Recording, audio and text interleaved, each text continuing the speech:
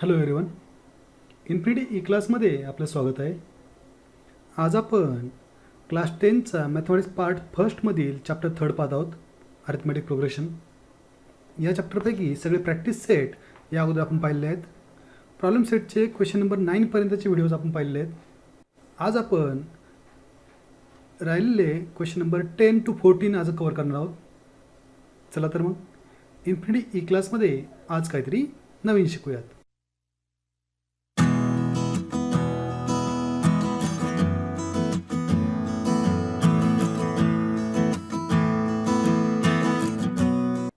Video सुरू करण्या अगोदर लक्ष द्या. या अगोदरचे व्हिडिओ तुम्ही जर पाहिले नसतील तर अगोदर ते पहा. त्यामध्ये AP म्हणजे अरिथमेटिक प्रोग्रेशन इन डिटेल आपण शिकवलेलं आहे. तो समजला तरच हे व्हिडिओ समजतील. त्यामुळे ते आधी कव्हर करा. त्याचे व्हिडिओ तुम्हाला जर पाहिजे असतील तर डिस्क्रिप्शन चेक करा, लिंक मिळून जातील. चॅनलवर जा. चॅनलला आपल्या मॅथमॅटिक्सचे दोन्ही पार्टचे, part first part second, total videos तुम्हाला तिथे मिळून जातील. चला, काय दिलं आहे question number 10. There are 37 terms in an AP. AP ची n किती आहे? n is equal to 37. Okay. The sum of 3 terms placed exactly at middle. किती दिली आहे? एक्झॅक्टली मिडलचे टर्म 3, त्यांची सम किती दिली आहे? 225. And the sum of last 3, शेवटच्या 3ची सम किती दिली आहे? 429. ओके. आता याचा वापर करून आपल्याला काय करायचं आहे? AP शोधायचं आहे. ओके, चला सुरू करूयात.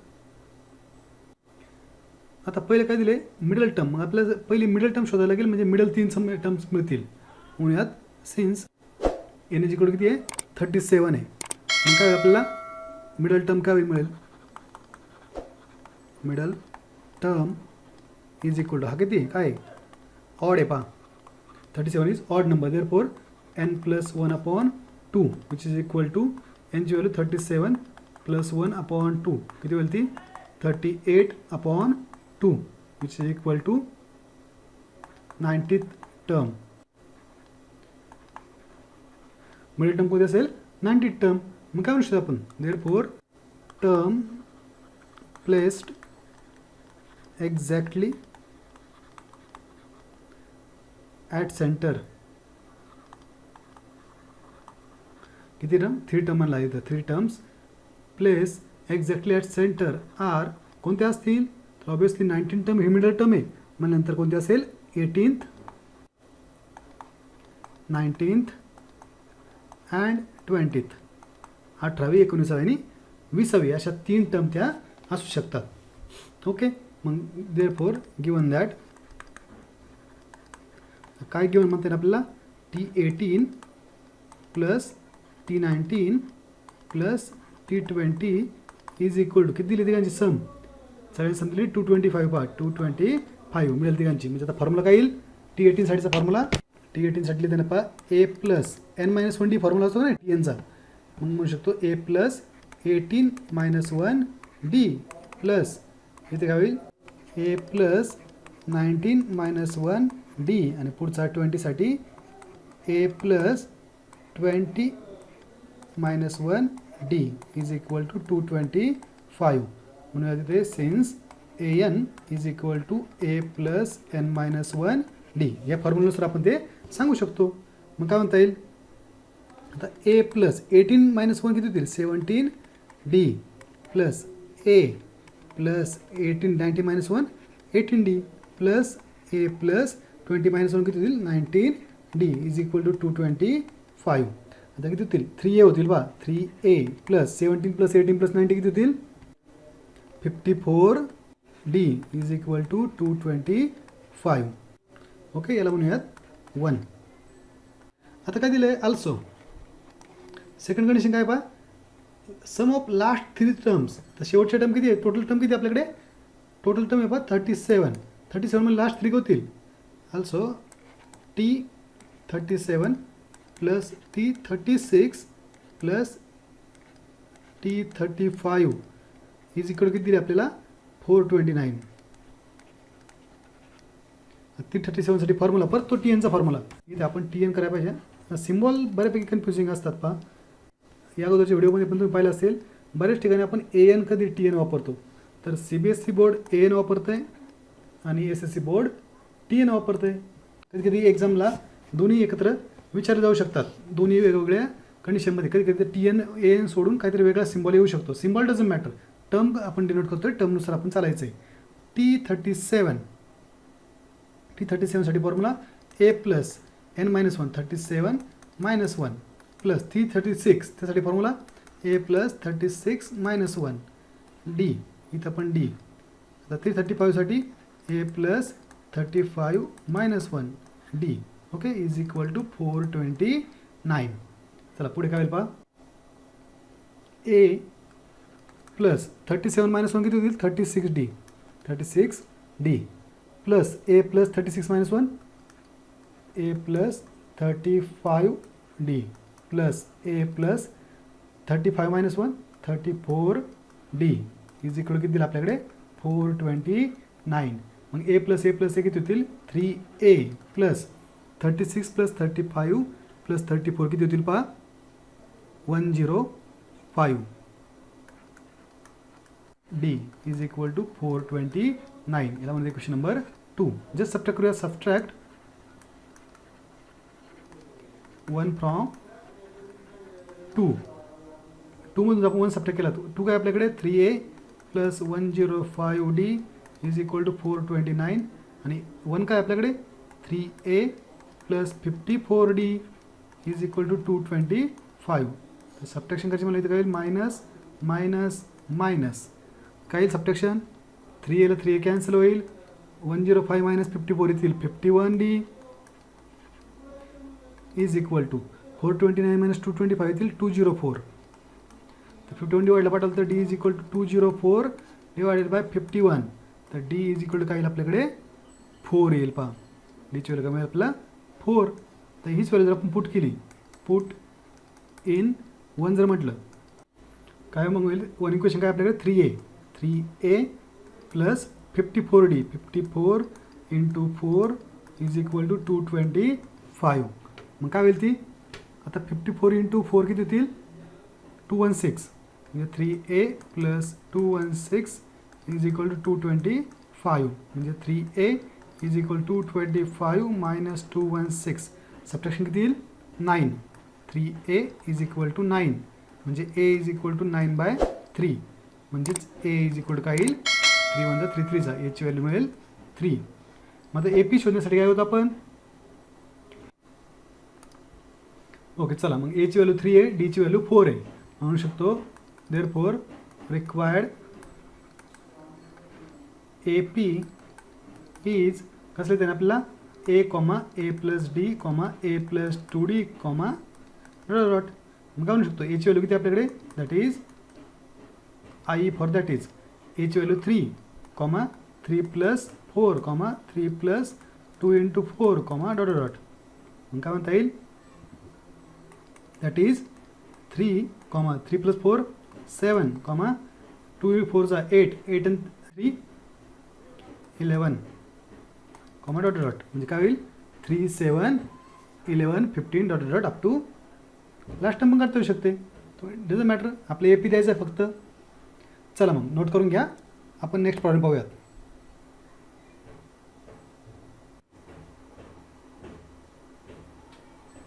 चला 11th क्वेश्चन काय पहा स्टार क्वेश्चन आहे. हे सगळेच क्वेश्चन महत्त्वाचे आहेत म्हणून आपण सेपरेट वगैरे ठेवले आहेत. चला पहा if first term of an AP is a म्हणजे T1 किती आपल्याकडे a म्हणजे एची व्हॅल्यू एच आहे ॲक्च्युली आपला फर्स्ट टर्म a असतो तो इथे एच दिला आहे म्हणून आपण T1 वापरायला येतात तात्पुरता. Okay second term is b second term काय आहे T2 काय आपल्याकडे b आहे and last term is c म्हणजे Tn इज इक्वल टू काय आहे c आहे पहा. Then show that sum of all terms is a plus c in bracket a plus c दुसऱ्या ब्रॅकेटमध्ये काय b plus c minus 2a divided by 2 in bracket b minus a. Okay चला try करूयात. सोपा आहे जसा पण स्टार क्वेश्चन आहे थोडासा विचार करावा लागेल. आपल्या इथे n दिसत नाही पुढे फॉर्म्युल्यामध्ये आणि SNच्या फॉर्म्युल्यामध्ये आपल्याकडे n असतो. मग आपल्या SN इज इक्वल टू हे शो करायचं आहे. ओके म्हणूयात to show SN is equal to a plus c in bracket b plus c minus 2a divided by 2 in bracket b minus a. Okay अशा पद्धतीने आपल्याला SN शो करायचा आहे. पाहूयात कसं करता येईल. मग म्हणूयात आपल्याकडे TNचा फॉर्म्युला पहा we have Tn is equal to A plus N minus one D. आपल्याला डी ए काढायला लागेल ना, मग इथं म्हणा D for D is equal to काय असतो तो T2 मायनस T1 म्हणजे बी मायनस ए येईल, बरोबर आहे का. बी मायनस ए काय येईल, डीची व्हॅल्यू येईल. मग आता टी एनची व्हॅल्यू आपल्याकडे पहा सी आहे, सी इज इक्वल टू एची व्हॅल्यू एच आहे प्लस एन मायनस वन आणि डीची व्हॅल्यू किती आपल्याकडे बी minus A, B minus a. मग आता हा ए इकडे मायनस लिहूयात पलीकडे, c minus a is equal to n minus one into b minus a. मग सी मायनस एला हा बी मायनस डिवाइड जाईल, c minus a divided by b minus a is equal to n minus one. Minus one इकडे येऊन plus one पहा, c minus a divided by b minus a plus one is equal to n होईल. मग आता इथे cross multiply केलं तर काय होईल पहा बरं, c minus a plus b minus a divided by b minus a is equal to n. मग यांची व्हॅल्यू काय येईल, म्हणजे होईल b plus c minus two a divided by b minus a is equal to n. यांची value मिळाली आपल्याला. आता आपण वापरूयात, वी हॅव कोणता फॉर्म्युला आपल्याकडे, s n is equal to n by two in bracket two A plus N minus one D. पण तो वापरण्यापेक्षा मला वाटतं फर्स्ट टर्म लास्ट टर्मला वापरावं, कारण की फर्स्ट टर्म पण आपल्याकडे आहे, लास्ट टर्म पण आहे. मग काय म्हणूयात, T1 प्लस TN हा फॉर्म्युला इथे सोपा वाटेल. मग काय होईल पहा, 1/2 काढला, एनची व्हॅल्यू किती आपल्याकडे, एनची व्हॅल्यूवरती पहा b plus c minus two a divided by b minus a. Okay, आता काय राहिलं T1, T1 किती आहे आपल्याकडे, T1ची व्हॅल्यू ए पहा प्लस TNची व्हॅल्यू किती आहे सी, ए प्लस सी. आता फक्त याला सरळ लिहूयात पहा, हा शेवटचा ए प्लस सी अगोदर लिहू, ए प्लस सी. दुसऱ्या ब्रॅकेटमध्ये काय होईल, b plus c minus two a divided by हा डिवायडेड बाय टू आणि बी मायनस ए. ओके, अशा पद्धतीने आपलं काय होईल, शोन होईल. हेच आपल्याला शो करायचं होतं ना, देअरफॉर हेन्स शोन. चला पहा, खूप इझी होतं, आपलं फक्त फॉर्म्युला इंटरचेंज करायचा होता. चला तर मग नोट करून घ्या, आपण नेक्स्ट प्रॉब्लेम पाहूयात.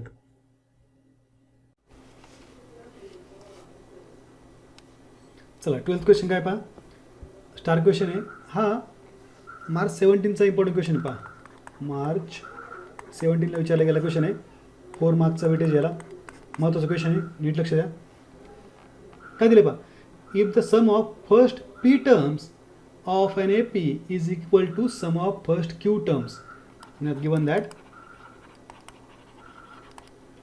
S P is equal to S Q. Sum of first P terms आणि sum of first Q terms काय सारखी आहे.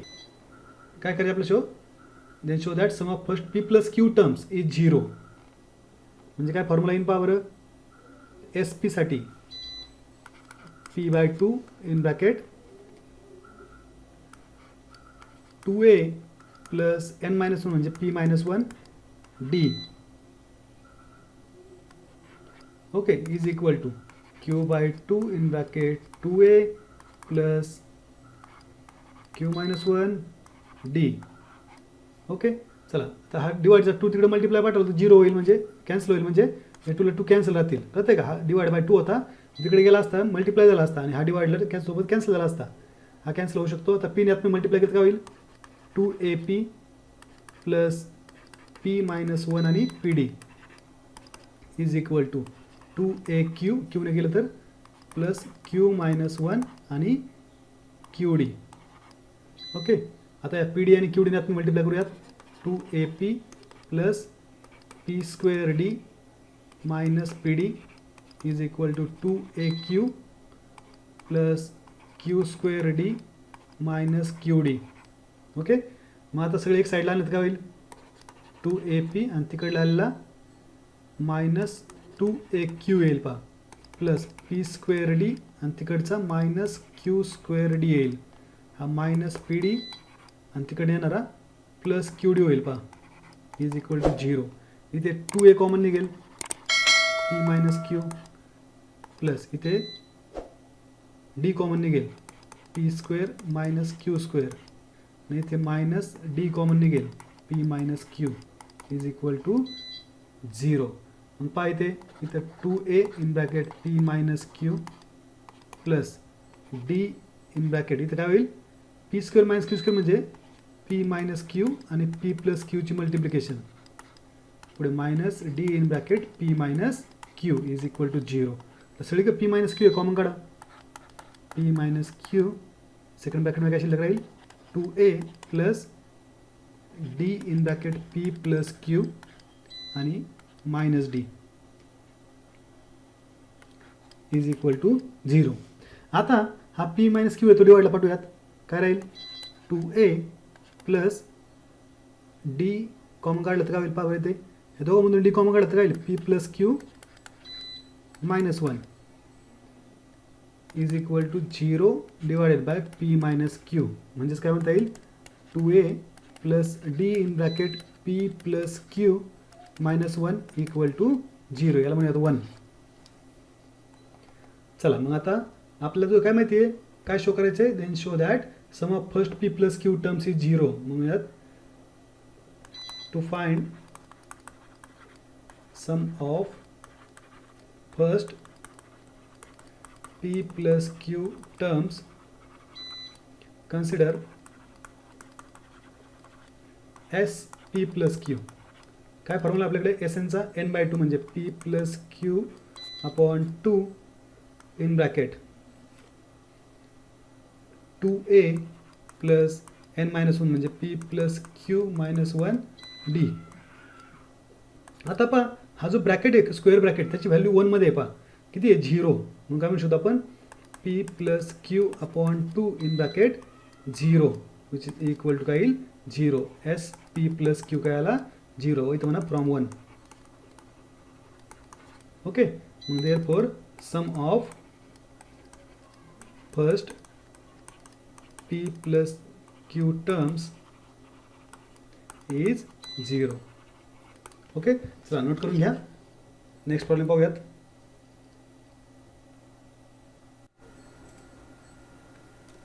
चला काय दिलं 13 क्वेश्चन पहा if m times mth term of an AP is equal to n times nth term then show that the m plus nth term of an AP is 0 म्हणजे m plus n term काय असेल 0 असेल मग म्हणूयात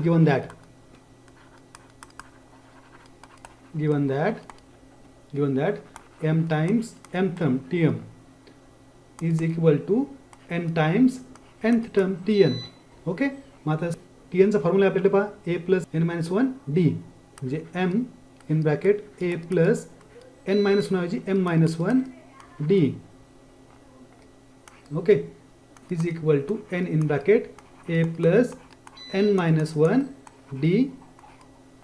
तर multiply केलं तर काय होईल ma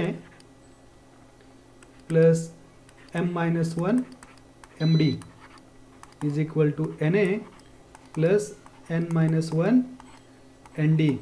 आता एम डी ने एन डी मल्टिप्लाय केलं काय होईल M A as it is plus M square D minus M D is equal to N A plus N square D minus N D. सगळं एक साईडला आणलं तर काय होतील एम ए आणि तिकडे यायला मायनस एन ए प्लस एम स्क्वेअर डी आणि येणारा minus n square D minus M d आणि तिकडनं plus m n d is equal to 0. मग कॉमन काय निघेल पहा इथे निघेल a common a in bracket m minus n plus इथे काय निघेल common d common d in bracket m square minus n square minus किती निघेल d common in bracket m minus n equal to 0. आता इथे एम स्क्वेअर मायनस एन स्क्वेअरला express करायचं आहे a in bracket m minus n plus d in bracket m minus n आणि m plus N minus d in bracket m minus n equal to 0. आता m minus n common निघेल m minus n common काढलं तर काय राहील a minus d in bracket m plus n आणि minus नाही इथे प्लस आहे इथे मायनस डी शिल्लक राहील इज इक्वल टू 0. म्हणजे काय हा एम एन मायनस एन डिवाइडला पाठवूया कॉमन काढू येतात आतमध्ये ए प्लस इथं डी इथं डी दोन्हीकडे डी कॉमन काढलं तर d in bracket m plus N minus 1 is equal to काय येईल 0 divided by m minus n. M आणि एन इक्वल नाही आहेत म्हणजे दोन्हीचं काय येतील ती व्हॅल्यू 0 होऊन जाईल तिकडे. म्हणजे a plus d in bracket m plus N minus 1 okay is equal to 0. आता काय करायचं आपल्याला what you have to show म्हणूयात to find m plus n term. To find m plus nth term काय येईल ती t m plus n is equal to A plus N minus 1 म्हणजे m plus N minus 1 d. त्याची value काय 0 तीच काढली पाहिजे याला 1 म्हणा आणि इथं म्हणा फ्रॉम 1 मग therefore M plus nth term is 0. Okay चला नोट करून घ्या. आपण नेक्स्ट प्रॉब्लेम पाहूयात.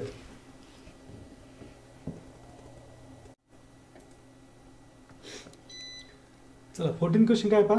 ॲक्टिव्हिटी दिली आपल्याला 3 मार्कची ॲक्टिव्हिटी असू शकते. ₹1000 was invested at 10% simple interest. 10% simple इंटरेस्टने 1000 रुपये गुंतवले आपण. Check at the end of every year if the total interest amount is in AP. If this is in AP then find interest amount after 20 years. 20 वर्षांनंतर भेटणारी interest amount काढायची आहे. Okay त्यासाठी खाली activity complete करा म्हटलेत. काय formula आहे simple interest is equal to PRN upon 100. पहिल्या वर्षाचा सिम्पल इंटरेस्ट काढूयात. काय principal 1000 rupees 10% rate number of years 1 upon 100 किती होईल 2 0ला 2 0 कॅन्सल 10 10 जा 100 100 1 जा 100 म्हणजे 100 रुपये येतील.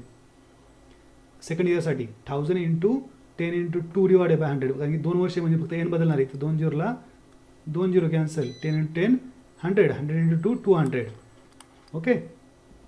थर्ड इयरसाठी काय असेल अमाऊंट तेवढीच 1000 रुपीज रेट तोच 10% आणि एन म्हणजे नंबर ऑफ इयर्स 3 असतील.